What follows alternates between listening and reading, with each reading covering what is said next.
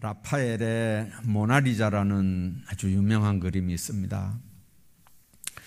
라파엘이 어느 날 저녁 노을 질 때 이제 제자와 함께 집으로 돌아가고 있는데 한 여인이 밖에 나와서 퇴근하는 남편을 맞으려고 기다리는 아주 그 아름다운 모습을 포착을 했습니다.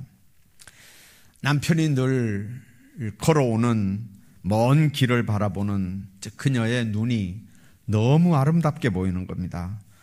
그 눈을 보는 순간에 라파엘에게 이 미술가적인 감각이 발동을 합니다. 그래서 제자에게 화판, 화선지 이렇게 하니까 길을 가다가 화판은 어디 있고 화선지가 어디 있습니까? 따라오던 제자가 두리번 하다 보니까 그 옆에 방앗간이 하나 있었는데 방앗간 옆에 술통 뚜껑이 하나 이렇게 방치가 되어 있는 걸 봤습니다.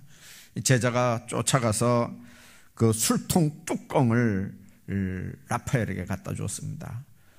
라파엘이 술통 뚜껑을 딱 보더니 두리번 해서 이제 이렇게 숯덩어리 하나를 집어들고 그리고 그 남편을 기다리는 그 여인의 모습을 이렇게 그려 나갔습니다. 이제 그렇게 그려진 그림이 역사상 그렇게 유명한 이제 모나리자의 초판이었다는 얘기를 합니다. 기다림은 아름답습니다. 여러분들 어떤 사람이 행복할까요? 행복한 기다림이 있는 사람입니다. 연인을 기다리는 사람, 친구를 기다리는 사람, 가족을 기다리는 사람. 그렇습니다. 행복은 사실은 기다림이고 기다림은 행복입니다. 그런데 이 세상에서 가장 행복한 기다림은 어떤 기다림일까요? 예수님을 기다리는 기다림입니다. 우리가 정말 기다려야 할 분은 평화의 왕으로 오시는 우리 주 예수님인 줄로 믿습니다. 초대교회 너무 어렵고 힘든 박해 속에서도 그들에게 한 가지 희망이 있었습니다. 그게 뭐였습니까? 아멘, 주 예수여 오시옵소서. 마라나타의 신앙이었습니다. 오늘 주일부터 대강절이 시작이 됩니다. 대강절은 예수님께서 육신을 입고 이 땅에 오신 것을 기뻐하고 전하는 그런 기간이고 동시에 메시아의 오심을 대망하던 이스라엘 백성들의 심정으로 다시 오실 재림주를 기다리며 온전하게 맞기 위해서 참회와 순종을 통해 자신을 돌아보고 준비하는 4주간의 기간입니다. 오늘은 이 본문의 시몬의 삶을 생각하면서 어떤 자세로 우리가 이 대강절을 맞이해야 되는지를 좀 생각하려고 합니다. 누구를 어떻게 기다려야 됩니까? 이 시몬의 삶은 분명하게 몇 절 되지 않지만 그러나 이 시몬이 누구를 어떻게 왜 기다려야 되는지를 분명하게 이 시몬을 통해서 소개가 됩니다. 시몬은 평생 주님의 오심을 기다린 사람입니다. 어떤 주석가에 의하면 여기 나오는 시몬이 서기 13년에 산헤드린 의장을 지낸 가말리엘의 아버지 시몬이라고 얘기를 하지만 그건 그렇게 중요한 게 아닙니다. 그 사람이 뭐 누구 아버지고 아들이고 그게 중요한 게 아니고 분명한 건 이 시몬은 평생 의롭고 경건하게 살면서 메시아의 오심을 기다리며 살았던 사람이라는 점입니다. 이스라엘 역사를 우리가 압니다. 이사야가 예수님 오시기 한 700년경에 장차 이 땅에 메시아가 탄생할 거라고 예언을 했습니다. 그리고 그때부터 한 300년 후 말라기 선지자를 끝으로 해서 주님 태어나실 때까지 한 400년 정도 선지자가 이 땅에 나타나질 않았습니다. 그래서 말라기부터 예수님까지 그 사이를 우리는 영적 암흑기라고 얘기를 합니다. 물론 카톨릭에서 보는 마카비 상하서 같은 데 보면 이스라엘의 독립운동을 했던 그런 내용들을 외경에 이렇게 집어넣어서 그걸 성경처럼 이렇게 참고하긴 합니다만은 그러나 우리가 기억해야 되는 건 그 시몬은 그런 말라기 이후에 예수님이 오실 때까지 그 공백 기간을, 암흑 기간을 살면서도 메시아의 오심을 확신하면서 기다렸다고 하는 이제 그 시대의 믿음의 소유자라고 하는 거죠. 시몬이 확실하게 메시아를 기다렸던 이유가 오늘 우리가 읽은 26절에 기록이 됩니다. 한번 보십시오. 그가 주의 그리스도를 보기 전에는 죽지 아니하리라 하는 성령의 지시를 받았다 그랬습니다. 메시아를 만나보고 죽으리라는 말입니다. 네가 죽기 전에는 그리스도를 보기 전에는 죽지 아니하리라 하는 성령의 지시를 받았으니까 얼마나 메시아를 고대하면서 기다렸겠습니까? 이제 그런 시몬이 기다렸던 메시아, 어떤 메시아입니까? 시몬이 기다리던 메시아는 오늘 25절에 있는 말씀 보면 예루살렘에 시몬이라는 사람이 있으니 이 사람은 의롭고 경건하여 이스라엘의 위로를 기다리는 자라 그랬습니다. 시몬이 기다리던 예수님은 위로자입니다. 시몬은 지금 민족의 위로자를 기다리는 겁니다. 메시아가 오면 이스라엘의 위로가 될 걸 알았고 그렇게 믿었습니다. 우리가 아는 대로 당시 로마가 이스라엘을 식민 통치하고 있을 때입니다. 식민지의 삶이 얼마나 어렵고 비참한지 우리 민족들도 일제강점기 때 그런 경험들을 다 가지고 있습니다. 농사 지으면 모든 농산물은 다 수탈당합니다. 사람 죽이기를 파리 목숨보다 더 쉽게 죽였습니다.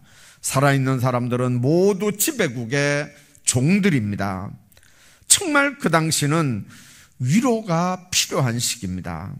그런 시절에 시몬은 늘 성전에서 우리 민족을 위로할 자를 보내달라고 그렇게 기도하고 있었고, 다른 표현으로 말하면 메시아를 보내달라고 그렇게 기도하고 있었고, 하나님께서는 위로자가 오기까지 너는 죽지 아니하리라 그렇게 알려주셨습니다. 그러니까 시몬이 얼마나 힘이 났겠습니까? 자기 생전에, 자기 죽기 전에 이스라엘 민족을 위로할 자가 온다고 하는 걸 이 성령의 음성으로 들었으니까 시몬이 기다리는 위로자, 예수 그리스도가, 메시아가 올 때까지 얼마나 시몬이 기다렸겠습니까? 이사야 선지자가 이 땅에 오실 위로자를 예언했습니다. 이사야 40장 1절부터 5절까지 그 내용들이 기록이 되는데, 1절에 보면 그 당시 바벨론 포로로 지쳐있던 이스라엘을 향해서 하나님은 이사야 선지를 통해서 위로의 메시지를 보냅니다. 너희 하나님이 이르시되 너희는 위로하라, 내 백성을 위로하라.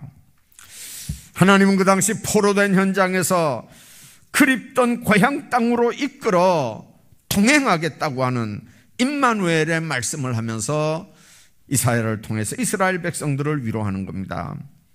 위로하는 방법이 여러 가지가 있지만 하나님이 위로하는 방법은 우리를 찾아주시는 겁니다.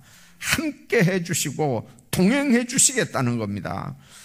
고통받는 사람의 입장에서는 누군가 힘이 돼줄 수 있는 사람이 있다는 것만으로도 얼마나 위로가 되는지 모릅니다. 요즘에는 코로나 때문에 아예 병원에 교우들이 입원하고 있어도 뭐 전화 통화 정도로밖에는 어떻게 못합니다만은, 그 전에 코로나 전에는 교인들이 입원하고 있으면 교인들이 이제 시골 교회들일수록 뭐 때로 이렇게 신방을 막 그 병원에 신방을 갑니다. 그래서 대구에 있는 대학병원들에서는 가끔 교회에다가 편지를 보내요. 병상에 너무 어려움이 있으니까 대표자 한둘만 신방했으면 좋겠다. 교인들 다 데리고 다니지 말아라. 이렇게 이제 목양실에서 공문이 올 정도로, 그렇게 이제 시골 교회는 그게 인정이잖아요. 어떤 경우에는 또 이제 우리 교회 지금은 안 계십니다만은 이제 그분은 병원에 이렇게 누워 계시면서 누군 오고 누군 안 오고 요람을 이렇게 보면서 이 괘씸한 게 이게 안 와봐 하면서 이게 안 와봐 이렇게 하면서 이제 이렇게 넘겼다는 얘기도 우리가 들었습니다. 어렵고 힘들 때는 옆에 사람이 있는 게 얼마나 힘이 되고 위로가 되는지 모릅니다. 고통받는 사람의 입장에서는 누군가 힘이 돼줄 수 있는 사람이 있다는 것만으로도 위로가 되는 거예요. 아브라함 링컨이 이제 남북전쟁 당시 전투를 지휘하는 장군들에게 많은 관심을 가졌었습니다. 그리고 전투에서 희생된 병사를 생각하면서 늘 마음 아파했는데 가끔 이제 부상당한 병사들이 있는 병원을 이제 링컨이 방문을 했다고 그럽니다. 이제 그때 군의관이 부상을 입고 죽기 직전에 있는 한 젊은 병사에게 이 링컨을 안내를 했습니다. 링컨이 병사에게 이렇게 얘기합니다. 내가 당신을 위해서 해줄 수 있는 일이 없겠소. 그러니까 그 죽어가는 병사가 그가 대통령인 줄 모르고 이제 이렇게 신음하면서 대답합니다. 내 어머니에게 지금 편지를 마지막으로 써야 되는데 나를 대신해서 편지 좀 써줄 수 있겠습니까? 내가 불러줄 테니까 이 대피를 좀 해달라는 거예요. 그래서 대통령이 그 병사 옆에 쭈그리고 앉아서 이제 부르는 대로 대피를 시작했습니다. 그 병사가 불러줍니다. 보고 싶은 어머니, 저는 제 의무를 다하던 중에 그만 부상을 입었습니다. 아무래도 예전처럼 회복되지 못할 것 같습니다. 제가 먼저 떠나더라도 저 때문에 너무 슬퍼하지 마세요. 존과 메리에게도 저 대신 입 맞춰 주세요. 하나님께서 어머니와 아버지를 축복해 주시기를 빌겠습니다.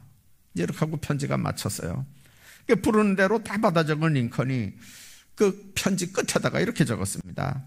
당신의 아들을 위해서 에브라함 링컨이 이 편지를 대필했습니다. 이제 그렇게 하는 사이에 그 병사가 이제 자기가 불러준 편지를 한번 보자 그랬습니다. 이제 사인이 끝난 링컨이 그 편지를 그 병사에게 이렇게 보여줬습니다. 자기가 불러준 대로 다 받아 적었는데 제일 끝에 보니까 당신의 아들을 위해서 에브라함 링컨이 편지를 대필했다는 사인이 나옵니다. 깜짝 놀라서 당신이 정말 대통령인가요? 이렇게 묻습니다. 그때 링컨이 그랬습니다. 그렇습니다. 내가 대통령입니다. 내가 지금 당신을 위해서 해줄 수 있는 뭔가가 없겠습니까? 그럴 때 그 병사가 그랬습니다. 내 손을 잡아주십시오. 그러면 평안히 떠날 수 있을 것 같습니다. 그러면서 대통령 손을 잡고 눈물을 흘립니다. 그리고 링컨의 눈에도 안타까움과 비통함에 이제 눈물이 흘렀죠. 그렇게 한 병사를 보냈습니다. 여러분들, 대통령이 고통받는 병사 옆에 있는 것만으로도 그는 얼마나 영광이었겠습니까? 큰 기쁨과 위로가 됐을 겁니다. 하나님께서 우리의 고통을 위해서 찾아오셨고 지금도 함께 하시는 줄로 믿습니다. 우리 주님이신 예수님께서 이 땅에 오셨습니다. 높고 높은 보좌를 버리고 오셔서 우리와 함께 한다는 것만으로도 우리는 큰 위로를 받습니다. 그것만으로도 우리에게 큰 감사가 되고 그것만으로도 우리에게 큰 기쁨이 되는 겁니다. 그 예수님이 우리 모두와 항상 함께 하시는 복을 날마다 체험하면서 사시기를 주의 이름으로 축원합니다. 뿐만 아니라 시몬이 기다렸던 예수님은 구원자입니다. 오늘 30절에 내 눈이 주의 구원을 보았사오니 그렇게 얘기합니다. 내 눈이 주의 구원을 보았다는 겁니다. 예수님을 보면서 구원을 보았다고 말했습니다. 예수라는 말이 구원자라는 말이잖아요. 시몬은 성령의 사인이 있었지만 그러나 예수님을 보는 순간에 이 아기가 하나님이 보내신 구원자구나, 이 아기가 예수구나 금방 알아챕니다. 시몬이 기다렸던 것은 구원자 예수입니다. 우리가 12월 대강절에 기다리는 예수님은 구원자 예수, 구세주 예수님입니다. 존 맥리라고 하는 유명한 부흥사가 있었습니다. 설교하면서 사람들에게 이렇게 물었습니다. 자, 기차 철로에 술을 마신 사람 하나가 누워 있습니다. 어떻게 해야 할까요? 그 설교를 듣는 사람들이 끌어내야 됩니다. 빨리 끌어내서 기차가 지나갈 때 기차에 치이지 않게 해야 됩니다. 그러니까 그 맥릴 목사님이 그런 얘기를 했습니다. 그렇습니다. 지금 예수님을 영접하지 않는 사람들이 바로 철로에 술 취해서 누워있는 사람 같은 사람들입니다. 지금 하나님의 심판의 기차가 달려오고 있습니다. 빨리 가서 그 사람을 내려놓지 않으면 그 사람은 하나님의 심판의 희생이 되고 맙니다. 그 사람을 구원시키는 게, 이것이 바로 구원의 개념입니다. 여러분들, 죄의 삭은 사망이잖아요. 우리 모두는 다 죄인들입니다. 도둑질해서 죄인입니까? 살인을 해서 죄인입니까? 예수를 그리스도로 영접하지 않아서 죄인입니다. 하나님의 아들, 독생자를 우리가 받아들이지 않아서 죄인입니다. 그분이 나를 다스리게 하지 않아서 죄인입니다. 만왕의 왕이신 그분이 내 속에 임재해 계시는데 그분이 내 구원자가 아니라 도덕선생으로 전락을 시켜서 우리가 죄인입니다. 우리가 죄로 인하여 죽어야 할 마땅한 때 하나님이 이 땅에 오셔서, 예수 그리스도로 이 땅에 오셔서 우리 죄를 짊어지고 죽으셨습니다. 그래서 우리의 구원자가 되신 겁니다. 시몬은 아기 예수님을 안고 우리의 주의 구원을 보았다고 그렇게 얘기합니다. 세상에서 영원한 거라고 하는 건 없습니다. 권력도 세월 속에 무상해지고, 인간의 지혜도 이성도 늙으면 흐려지고, 판단력도 흐려집니다. 육체도 세월 속에 병들며 늙어가고, 재물도 점점 사라져갑니다. 육신의 생명은 잘 살든 못 살든 100년 전후에서 다 끝납니다. 대통령을 해도, 재벌이 돼도, 노벨상을 탔다 해도 금방 죽음의 날이 가까우는 거고, 여러분들이 자녀들을 아무리 끔찍이 사랑해도 3대 4대 넘어가면 4대조 이상 할아버지 이름도 기억하지 못합니다. 그렇기 때문에 죽을 때 천국에 들어가 영생복락을 누려야 되는데, 많은 사람들이 짧은 세상에만 관심을 가지고 영원한 내세에 대해서는 무관심하게 살아가는 이 세태, 육신의 생명도 소중하지만 더욱 소중한 건 영생인 걸 우리가 알아야 합니다. 예수께서 세상에 오셔서 십자가에 죽으시고 부활 승천한 것은 바로 우리 죄를 용서하고 영생을 주시기 위한 하나님의 놀라운 축복인 걸 우리가 믿으셔야 됩니다. 그러므로 이런 세상적인 것들에 대해서 자신을 의지하는 자는 결국 권력과 재물, 지혜가 사라져갈 때 그 삶도 허망하게 사라져갈 수밖에 없습니다. 오직 한 분, 영원히 변치 않으시는 하나님을 의지해야 합니다. 그리고 그 하나님의 지혜와 힘과 능력을 의지해야 합니다. 내 힘으로 세상 살아가는 거 얼마나 어리석은 일인지 모릅니다. 그러나 예수가 나의 힘인 삶, 그 사람은 세상을 이길 수 있는 삶을 살아가는 줄로 믿습니다. 오직 성령이 너희에게 임하시면 너희가 권능을 받고, 그래서 그 권능으로 세상을 살아가는 사람들은 죄악 세상을 이기며 살아갈 수 있는 하나님의 사람들이 되는 줄로 믿습니다. 하나님의 영원하심과 더불어 여러분의 삶도 영원한 생명으로 채워지는 겁니다. 오늘도 영생을 주신 구원자 예수님을 마음속에 모시고 믿음 안에서 천국 소망을 가지고 승리한 삶 살아가시기를 주의 이름으로 축복합니다. 뿐만 아니라 시몬이 기다렸던 예수님, 빛으로 오신 예수님입니다. 32절에 보니까 이방을 비추는 빛이요 주의 백성 이스라엘의 영광이니라고 했습니다. 예수님은 생명의 빛으로 오신 분입니다. 앞쪽에서는 눈먼 자를 빛으로 치료하시는 주님을 말씀했다면 뒷부분에서는 생명의 빛으로 오신 예수님을 지금 말씀하는 겁니다. 요한복음 8장 32절에 보면 나는 세상의 빛이니 나를 따르는 자는 어둠에 다니지 아니하고 생명의 빛을 얻으리라, 그렇게 말씀합니다. 예수님 스스로가 자신을 표현할 때 나는 빛이다, 그렇게 말씀합니다. 빛이 어둠에 있으면 어둠은 물러가게 돼 있습니다. 어둠은 악한 세력들입니다. 그래서 예수님은 나는 세상의 빛이니 나를 따르는 자는 어둠에 다니지 아니한다, 그렇게 말씀합니다. 그래서 예수님이 가시는 곳에는 어둠이 물러날 수밖에 없습니다. 바다에서 선박이 등대 빛을 알아볼 수 있는 최대 거리를 광달거리라고 합니다.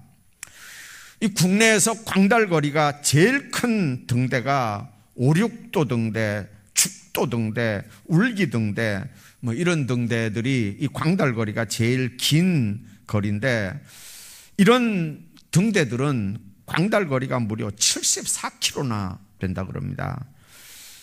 서울 남산타워에서 천안까지, 서울 남산타워에서 춘천까지가 74km 정도라니까 여러분들 등대 밝기가 얼마나 밝은지 여러분들 짐작할 수가 있겠습니다. 등대 빛은 가야 할 길을 몰라서 방황하는 배와 비행기에 큰 도움을 주고 때로는 많은 사람들의 생명을 구하기도 합니다. 베드로가 갈릴리 바다에서 만선의 축복을 받고 그물을 손질하다가 엉뚱하게 주님 앞에 이런 고백을 합니다. 주여 나를 떠나소서, 나는 죄인입니다. 빛 되신 예수님이 임재하니까 자기가 보이는 겁니다. 빛 되신 예수님이 임재하니까 자기 죄가 보이는 겁니다. 이사야도 하나님을 만난 후에 이사야 6장에서 그렇게 고백했습니다. 바울도 주님을 만나고 자신을 보니까 죄인 중에 괴수인 게 보였습니다. 주님을 제대로 만난 사람들이 여러분들 교만하고 방자하게 살지 않는 이유가 바로 여기 있습니다. 하나님을 제대로 만나면 자신의 허물과 죄악 모든 게 다 보입니다. 그래서 바울은 에베소 5장 8절에 너희가 전에는 어둠이더니 이제는 주 안에서 빛이라, 빛의 자녀들처럼 행하라, 그렇게 얘기합니다. 빛은 죄를 드러냅니다. 그리스도인은 빛된 삶으로 거짓과 불의가 통하지 않는 세상을 이루어갈 사명이 있습니다. 빛은 경고를 합니다. 위험한 곳에 빛을 비춰서 사고를 대비합니다. 그리스도인은 시대의 위기를 알리고 죽음과 멸망을 경고하는 예언자적 사명을 감당합니다. 빛은 생명력을 부여합니다. 빛이 있어야 생명이 자라고 빛이 있어야 열매가 맺혀집니다. 탄소동화 작용을 해야 열매가 달거든요. 그리스도인의 빛 되신 예수로 말미암아 거듭난 새 생명을 얻고 풍성한 삶을 나누는 자는 빛 안에서 사는 자들만 가능합니다. 장님의 등불이라는 그런 얘기가 있습니다. 어떤 시각장애인이 이제 스승 집에 방문을 했다가 여러 얘기를 하다 보니까 좀 밤이 늦어지고 이제 어두운 상황에서 이 장애인이 집을 나오게 됐습니다. 그때 스승이 그 장애인 제자에게 등불을 하나를 손에 들려주면서 들고 가라 그랬습니다. 그 제자가 선생님 제가 이 뭐 등불이 이게 뭐 필요 있겠습니까? 보통은 그렇잖아요. 등불 이렇게 들고 자기가 이렇게 보면서 이제 가려고 등불이 필요한 건데 그 선생님이 시각장애인인 이 제자에게 등불을 켜서 이걸 들려주면서 이걸 들고 가라 그러니까 그래서 제가 뭐 이게 왜 필요합니까? 그러니까 선생님이 그랬죠. 자네가 등불을 들고 가면 앞에서 오는 상대가 자네를 보고 길을 비켜줄 걸세. 그러니까 이 제자가 그 말이 맞다 싶어서 이제 등불을 받아들고 지팡이를 이렇게 하얀 지팡이를 더듬거리면서 이제 길을 가고 있습니다. 근데 가는 도중에 그만 문제가 생겼습니다. 앞에서 오던 행인과 이 장애인이 부딪힌 거예요. 그래서 시각장애인이 먼저 이런 얘기를 했습니다. 여보시오, 당신 눈에 내가 든 이 등불이 안 보여? 그러니까 그 상대방 사람이 흰 지팡이를 들고 이렇게 이제 더듬거리는 이 사람이 이제 장님인 걸 금방 알아채고 이렇게 얘기합니다. 정말 죄송합니다. 그런데 들고 있는 등불에 불이 없습니다. 꺼진 등불을 들고 있는 거예요, 지금요. 오늘 시몬은 아기 예수를 품고 그리고 내 눈이 주의 구원을 보았다고 고백을 합니다. 그때까지 기다리는 겁니다. 기다림의 은총입니다. 그리고 그는 마침내 이렇게 고백합니다. 종을 평안히 놓아주시는도다. 무슨 말씀입니까? 이제 만족합니다 라는 고백입니다. 주님을 만나고 주님을 영접하고 그리고 주님을 통해서 하나님이 하시려고 하는 구원의 시작이 된 걸 보니까 이제는 지금 죽어도 더 바랄 게 없다는 그런 고백입니다. 우리는 지금 다시 오실 예수님을 기다립니다. 오늘 시몬에게 고백이 대강절을 시작하는 우리 모두의 고백이 되기를 주의 이름으로 축복합니다.